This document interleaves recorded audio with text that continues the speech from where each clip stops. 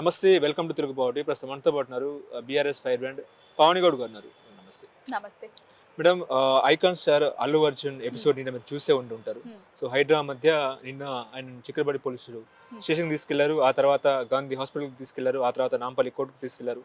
ఆ తర్వాత high court argument జరిగింది. నాంపల్లి కోర్టులో కూడా ఆర్గ్యుమెంట్ జరిగింది. 14 days రిమాండ్ విధించారు. ఆ తర్వాత హైకోర్టు క్వాష్ పిటిషన్ ఆర్గ్యుమెంట్స్ జరిగితే హైకోర్టు ఇంటర్మో బెయిల్ అంటే మధ్యంతర బెయిల్ ఇచ్చింది. రెగ్యులర్ బెయిల్ ఇంకా ఇవ్వలేదు. అవును, ఆ బెయిల్ ఇచ్చింది. ఇవాళ ఉదయం icon star Allu Arjun release అయినారు. సో ఓవరాల్ గా మీకేమనిపిస్తుంది, మీరేం చెప్తారు? ఓవరాల్ గా ఏమనిపిస్తుంది, డిసెంబర్ 9వ తారీఖు నుంచి మొదలు పెడితే ఇప్పుడు డిసెంబర్ 9వ తారీఖు వరకు కూడా రేవంత్ రెడ్డి కాంగ్రెస్ ప్రభుత్వం diversion diversion diversion diversion diversion politics లో భాగంగానే ఈ ఐకాన్ స్టార్ అల్లు అర్జున్ ను అరెస్ట్ చేయడం జరిగింది. ఇది డైవర్షన్ తో పాటుగా ఒక కుట్ర కోణంగా కూడా చూడొచ్చు. ఎందుకంటే ఆల్రెడీ ఆయన టచ్ చేయని వాళ్ళు లేరు. తెలంగాణ రాష్ట్రంలో రైతుల నుంచి మొదలు పెడితే సినిమా స్టార్ల వరకు అందరినీ టచ్ చేస్తూనే ఉంటున్నాడు. ఎందుకంటే వాళ్ళని బ్లాక్మెయిల్ చేయించి నయాను భయాను వాళ్ళని భయపెట్టి వాళ్ళ దగ్గర నుంచి కొన్ని డబ్బులను దండుకోవడానికి, ఇంకొకటి ఏంటంటే ఇక్కడి నుంచి వెళ్ళి సినీ పరిశ్రమ పక్క రాష్ట్రానికి తరలిపోవడానికి ప్రయత్నం చేస్తున్నాడు. గురువు కోసం శిష్యుడి ఆరాటం అని చెప్పుకోవచ్చు. ఓకే, అంటే కాంగ్రెస్ ప్రభుత్వం ఇండస్ట్రీని టార్గెట్ చేసిందని మీరు అనుకుంటున్నారా? మీరు చూస్తూనే ఉన్నారు కదా, కాంగ్రెస్ ప్రభుత్వం ఇండస్ట్రీని టార్గెట్ చేసింది, ఇక్కడ నుంచి వెళ్ళి తరలించబోతుంది కూడా.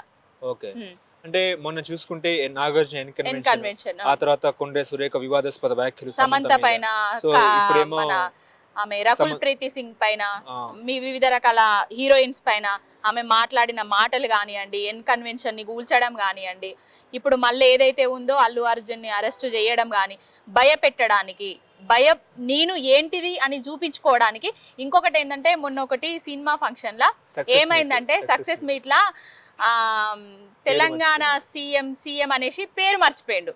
ఆ పేరు మర్చిపోవడం వల్ల కూడా అరెస్ట్ చేయడం జరిగింది. ఎందుకంటే రేవంత్ రెడ్డి ఇప్పుడే కాదు, సీట్ ఎక్కిన దగ్గర నుంచి వెళ్ళి అభద్రతా భావానికి లోనైతున్నాడు. ఎవ్వరూ ఆయనను సీఎంగా అంగీకరిస్తలేరు. తెలంగాణ రాష్ట్ర ప్రజలే కానీ తెలంగాణ రాష్ట్రంలో ఉన్న ప్రముఖ పెద్దలు కూడా ఏంద్రాబాయ్ ఈయన నా సీఎం మనకు అనుకుంటున్నారు. కాబట్టి అభద్రతా భావంతో వేరేటోళ్ళు భయపడే విధంగా ఇలాంటివి చేస్తున్నాడు. అంటే ఆ వ్యాఖ్యల మీద కేటీఆర్ కూడా పుండు మీద కారం చెల్లినట్టు మాట్లాడారంటారా? ఒక మీడియా ఇంటర్వ్యూలో కూడా స్టార్లే సెలబ్రిటీలే సీఎం పేరు మర్చిపోతున్నారు అన్న కేటీఆర్ వ్యాఖ్యల్ని రేవంత్ రెడ్డి జీర్ణించుకోలేక ఇదంతా జరిగిందని అనుకోవచ్చు. ఇప్పుడు పుండు మీద కారం జల్లుడు, అది మీద ఇది చేసుడు మాకు సంబంధం లేదండి. ఏంటంటే ఉన్నది ఉన్నట్టుగా మాట్లాడతారు మా కేటీఆర్ గారు. ఏదైతే జరిగిందో అది మాట్లాడిండ్రు. అది పుండు మీద కారం జల్లడమా ఇంకోట రెచ్చగొట్టడమా అనేది అయితే కాదు. అంటే కేటీఆర్ మాట్లాడిన తర్వాత సీఎం హట్ అయింది అని చెప్పి ఒక చర్చ నిజమే. కేటీఆర్ మాట్లాడిన తర్వాత సీఎం హట్ అయిందా, లేకపోతే అక్కడ సక్సెస్ మీట్ లో ఆయన పేరు తీయకపోతే హట్ అయిందా, మరి వాళ్ళ భార్యకు తెలుసు, ఆయనకు తెలుసు, నాకు తెలియదు. ఓకే, అంటే ఇదంతా చూసుకుంటే మీకేమనిపిస్తుంది వరుసగా ఈ పరిణామాలు చూసుకుంటే? డైవర్షన్ పాలిటిక్స్ లో భాగంగానే వేస్తున్నాడు, కుట్ర కోణము, రాజకీయ కుట్రలో భాగంగానే వేస్తున్నాడు. తెలంగాణ రాష్ట్రం ఇమేజ్ ని డ్యామేజ్ చేయడానికే వేస్తున్నాడు. ఆయన అన్నాడు కదా, తెలంగాణ రాష్ట్రంలో కేసీఆర్ గారి ఆనవాళ్ళు లేకుండా చేస్తా అని చెప్పిండు. కేసీఆర్ గారి ఆనవాళ్ళు లేకపోవడం అంటే తెలంగాణ లేకపోవడమే. తెలంగాణ లేకపోతే కేసీఆర్ గారు ఉండరు కదా. ఇప్పుడు ఎక్కడికి పోయినా కూడా తెలంగాణ రాష్ట్రం తీసుకొచ్చింది ఎవరు రాబాయ్ అని అంటే కేసీఆర్ గారు అని చెప్తున్నారు. తెలంగాణ రాష్ట్రంలో ద్రోహి ఎవరు, ఉద్యమ ద్రోహి ఎవరు అని అంటే రేవంత్ రెడ్డి అని చెప్పుకుంటున్నారు. అందరికి తెలిసిన విషయమే కదా. రేపు రాబోయే భావితరాలు కూడా చెప్తాయి.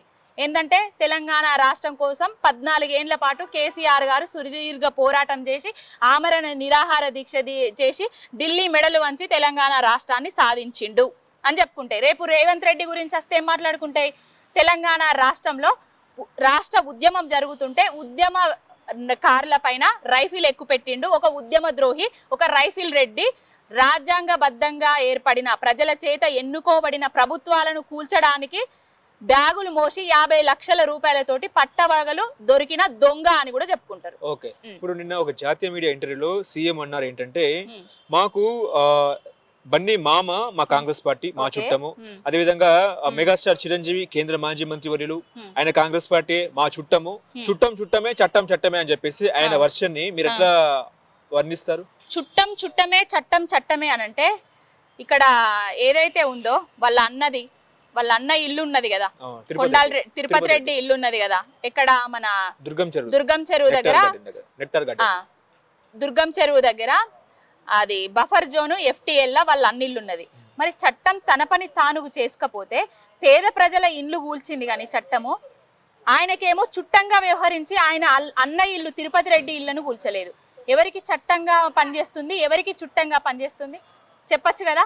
చట్టము వీళ్ళకి వచ్చేసరికి చుట్టంగా ప్రవర్తిస్తున్నది తప్ప వీళ్ళ మీద ఎదురుబడి తిరగబడి మాట్లాడిన వాళ్ళకు చట్టంగా ప్రవర్తిస్తున్నది, అంతే, ఏం లేదండి. ఆయన ఇంకో మాట కూడా అన్నారు, నేను ఎవరికి అభిమాని కాదు, నేనే తెలంగాణలో స్టార్ని, నాకే అభిమానులు ఉన్నారని చెప్పేసి సీఎం. నిజంగా తెలంగాణ సీఎం స్టార్ అని అనుకోవచ్చా? అసలు ఆయన పెద్ద స్టార్ అండి, పెద్ద స్టార్ అయినా. మీరు తెలంగాణ రాష్ట్రాన్ని ఒక 10 ఏళ్ల పాటు అభివృద్ధిలో ఉన్న రాష్ట్రాన్ని వినాశనం చేసి వినాశన స్టార్ గా పేరు ప్రఖ్యాతలు ఘటిస్తున్నాడు. తెలంగాణ రాష్ట్రంలో 10 ఏళ్లలో రైతన్నలు చచ్చిపోలేదు, ఆత్మహత్యలు చేసుకోలేదు. ఆ 10 ఏళ్ల లేని ఆత్మహత్యలను 11 నెలలలోనే తీసుకొచ్చి ఆత్మహత్యల స్టార్ గా ఎదిగిండు.